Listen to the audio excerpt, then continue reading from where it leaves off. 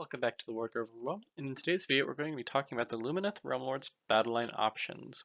So, if you have been keeping up with the competitive scene, Lumineth Realm Lords have been kind of powerful for the most of their inception. So now we'll go over their battle line and kind of pick apart what has caused them to be so good.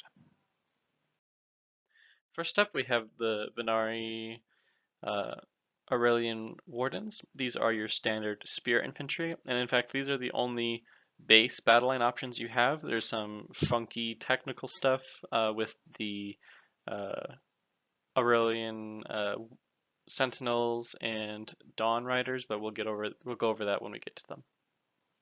They have a base stat line of 6-inch move, 6 bravery, 1 wound, and a 4-up save. They have 2 melee profiles, the Champion's Blade, which is only available to the leader of the unit, which is 1-inch reach, 2 attacks, 3s to hit, 4s to wound, 1 rend, 1 damage. And then the Warden's Pike, this is everybody else, is 3-inch range, 2 attacks, 3s to hit, 4s to wound, no rend, 1 damage. They're also a wizard if the leader of the unit is still alive, and they have access to the power of Heish, which is a self-targeted, so you have to target this unit. It has a casting value of 6, and then if it goes off, the unit gets 5s to hit, deal 1 mortal wound, instead of 6s, because they have an innate 6s to hit, deal 1 mortal wound.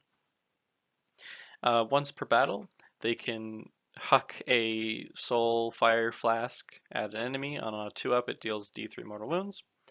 And they have +1 to wound against enemies that charged them.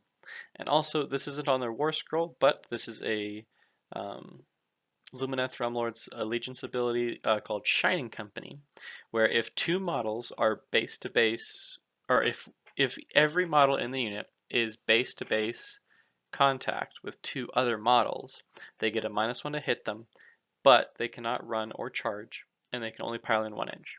So basically, if they are all stacked up, they do a good phalanx. This is kind of what they're there for, is to phalanx up. Before I move on, though, just kind of a quick little trivia bit for you. The actual spears these models have on them are exactly 3 inches in length. So if the tip of your spear on the model can reach an enemy unit, then you can hit them. It's just a funny little way to keep that in mind.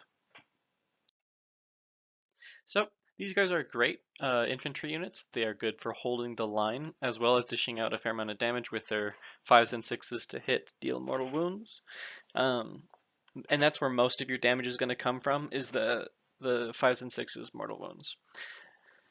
If you are wanting to take some Wardens, I would take them in squads of 10 to 20. Larger blobs are powerful, but if you are wanting better points efficientness in terms of damage output, you're wanting larger squads of Sentinels instead. Your Wardens are there to protect your archers, really, so.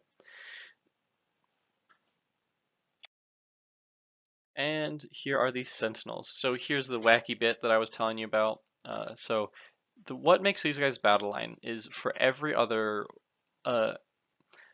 Venari Aurelian Wardens unit you have, it makes one of these Sentinel units battle line as well. And this is the same kind of wording for the Dawn Riders, the basic Cavalry unit too. So for every Warden, you can have 1 Sentinel or 1 Dawn Rider battle line. They have a stat line of 6-inch move, 6 bravery, 1 wound, and a 5-up save. They have the Champion's Blade, which is only available to the leader, which is 1-inch reach, 2 attacks, 3s to hit, 4s to wound, 1 rend, 1 damage. They have the Venari Dagger, 1-inch reach, 1 attack, 3s to hit, 4s to wound, no rend, 1 damage.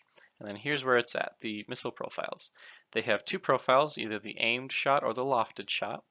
The aimed shot is 18 inches, 1 attack, 3s to hit, 4s to wound, 1 rend, 1 damage. And then the lofted shot is 3-inch reach, or not 3, sorry, excuse me, 30. 1-inch, 1 attack each, 4s to hit, 4s to wound, no rend, 1 damage. They also have the power of Heish. It has a casting value of 6, and it does the same thing. It's just 5s to hit, deal 1 mortal wound. The unit leader gets the Champion's Blade, And then at the start of the shooting phase, you can pick one unit within 30 inches of the Sentinel's unit. And if you choose the lofted shot, you don't have to have line of sight against that target. So that's really powerful, and it lets you hide your Sentinels much easier without losing efficientness. They also have the innate 6s to hit, deal 1 mortal wound, and they also have Shining Company. And this is pretty good for them too because you're not going to be moving them very often, so makes them a little bit tankier. These are fantastic. This is one of the better units in the Lumineth Realm Lords, and they will blot out the sun with arrows. Their large range means they can hit most things on the board, and the fact that if you're using the lofted shot and you get Power of Hish off, 2 out of 3 times that you actually land something, you're going to be getting some mortal wound damage instead of regular damage. So they hurt, and they can take down most things, lightly armored or heavily armored. And to maximize their efficientness, you want to take them in as big a squad size as you can. So squad sizes of 20 to 30. They are best when you keep them well protected and near the back of your formation. And you can hide them. It's good to hide them so enemy archers can't hit them, or it'll just make it hard for your opponent to get to them, and you'll succeed. Next up is the Ularith Stone Guard. In order to take these as Battleline, you must have the Ymetrica subfaction. So besides having the best hats in the Mortal Realms, they have a stat line of 4-inch move, 7 bravery, 2 wounds, and a 4-up save. They have 2 melee profiles, the Stone Mallet / Dagger Pick Hammer. It is 1-inch reach, 2 attacks, 3s to hit, 3s to wound, 1 rend, 1 damage. The Stratium Hammer and Hammers, which is 1-inch reach, 3 attacks, 3s to hit, 4s to wound, no rend, 1 damage. For unique abilities, the leader in the unit can have a pair of the hammers, or the Stratium Hammers. 1 in 5 can have a banner, which lets them reroll Battle Shock. The banner bearer also has a single Stratium Hammer. 6s to hit with the Stone Mallet, deal 1 extra damage. And then 6s to hit with the Diamond Pick, deal 1 mortal wound. And then if the leader, the one who has the pair of Stratium Hammers, gets to reroll hits. So these guys are a versatile elite infantry unit. For their weapon options, you want to take mallets for light armor, and then diamond picks for heavy armor. They're both good. There isn't necessarily a wrong choice here. That is just what is most optimal. Having the mortal wounds to plink through heavy armor is useful, and then having the potential for more damage to chew through chaff is useful for the mallets. This is one of the units where the leader having the option to take the Stratium mallets or whatever they are called instead of the mallet or diamond pick. I think that it would be better to give him one of the mallet or the diamond pick for more dice in the special category of more damage or mortal wounds, but I think that's a personal preference. To maximize their efficientness, take a minimum squad sizes of 5. Next up, we have the Venari Dawn Riders. So this is your standard cavalry unit. They are pretty fast at 14-inch move. They have 7 bravery, 2 wounds, and a 4-up save. They have a few melee profiles. They have the Guardian Sword, which is only available to the leader of the unit. They have 1-inch reach, 2 attacks, 3s to hit, 4s to wound, 1 rend, 1 damage. They have the Sun Metal Lance, which is 2-inch reach, 1 attack, 3s to hit, 4s to wound, no rend, 1 damage. And then the mount attacks, the Dashing Hooves, 1-inch reach, 2 attacks, 4s to hit, 4s to wound, no rend, 1 damage. These guys also have the Power of Heish. It's the same as the other Venari units, where it's self-cast, casting value 6, 5s to hit, deal 1 mortal wound.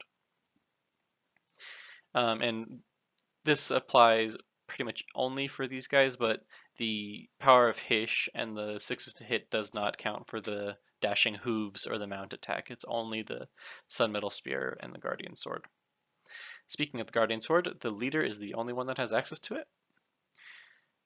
And they have a unique ability where if they are targeting units that have 1 wound, then they get 2 additional attacks each. But if they're targeting something with 2 wounds and something that doesn't have a mount, they only get +1 attack. And if they charge, they get +1 to wound and +1 rend. They have the innate 6s to hit. 1 in 5 can have a banner which lets them reroll failed battle shock tests. And technically, since they are Venari, they can do Shining Company, but it's not as useful for them because they're a cavalry unit. You really want them to charge. So they are fast, and so these cavalry units are good at taking unprotected objectives. They're also good at drawing enemy fire if you just want to send them up forward to tank the shots of your opponent before your real battle line gets there. If I'm going to be honest, I'm not all that impressed with Dawn Riders. I haven't seen them perform very well. One of the people at my local club runs Lumineth, and he always says he doesn't like bringing Dawn Riders. And I can kind of see why. They don't have a lot of attacks unless they're targeting infantry, and they don't really do that much. Like, they're fast, and that's why they're good at taking objectives, but for combat purposes, they're kind of meh. They're not bad, they're just meh. If you want to take them, though, take them in squad sizes of 5. Next up are what I consider the better cavalry unit, the Hurricane Wind Chargers. In order to take them as Battleline, you must be in the Helen subfaction. They have a stat line of 14-inch move, 7 bravery, 2 wounds, and a 5-up save. For melee profiles, they actually can use their bow in melee. It has a 3-inch reach, 2 attacks, 3 for the leader, 3s to hit, 3s to wound, 2 rend, 1 damage. And then the mount attacks, the claws, 1-inch reach, 2 attacks, 3s to hit, 4s to wound, no rend, 1 damage. And then their missile profile is the Windcharger bow, which is 12-inch reach, 2 attacks, 3s for the leader, 3s to hit, 3s to wound, 1 rend, 1 damage. For unique abilities, they have 1 in 5 can have a banner which gives them rerolling battle shock. They don't, for anything targeted by the Windcharger bow, you don't need to apply the cover bonus. And they can move across terrain as if they could fly, but they don't actually have the fly keyword. So this is a really good, fantastic glass cannon cavalry. They are good in melee and in range, and they are fast. You can take them in any squad sizes because the 3-inch reach on their melee bow. I would just kind of keep in mind though, they are really squishy. They only have a 5-up save and 2 wounds each, so they are really easy to get rid of. Well, that was all the Battleline options for the Lumineth Realm Lords. In terms of standouts, we have the Sentinels and I would say the Wardens. Those are going to be your bread and butter for most Lumineth Realm Lords armies. But there isn't anything against any of the others. They all have a purpose. If you enjoyed today's video, please leave a like or a comment. And if you want to see more content like this, consider subscribing. This has been the Wargrove of Woe, and I'll talk to you guys next time.